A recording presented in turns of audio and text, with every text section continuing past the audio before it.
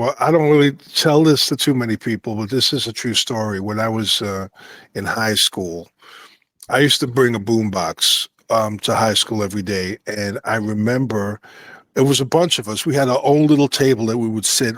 I went to art and design in Manhattan, High School of Okay. Art and Design, and there were about 4 or 5 of us that would sit together around this boombox, and I would be playing Kiss on the boombox all the time. I'd be playing the early albums like Dress to Kill and stuff, and I remember just coming out with like a lie. Like people would be like going, "Oh, do you play an instrument, man?" I said, "Yeah, I play bass." And they were like, Mm, "Really?" And then I would play the Dress to Kill tape with like what do you call it? A two timer or room service. And I was like, mhm, "Can you hear that bass line? Can you hear the bass?" mhm. And they listened. I said, "That's me playing to the song." And and they didn't argue with me. They didn't go nah. They thought I was for real.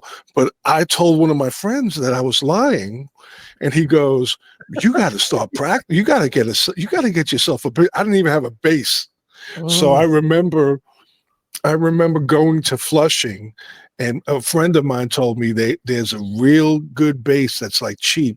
There's a music store in Flushing that I see every day. It's in the window. It's like only $157 or something. I'm like, oh, I could do that. I could do that. And so I went with him, and there were two basses in the window. One was a Fender Mustang, and the other one was a Univox space. mm, Now, Univox bass, like first of all, I still have my Super Fuzz from back in the '60s, Univox, which is, I mean, if you go on Reverb and you see how much they cost anywhere from $500 to $1,000, right? And I still have it. It gives me the best fuzz. I mean, the mm. kind of fuzz that you hear in the beginning of that song "Spirit in the Sky," that that really cool fuzz, right? And so, but I decided to go with the Univox, man. Mhm, And let me tell you something. I didn't know anything about setup, mhm, action, intonation, mhm. none of that stuff, man. I mean, we live at a time so lucky right now that you could be 14 years old and you could understand about how to set up your own bass, man, which is Yep, so important.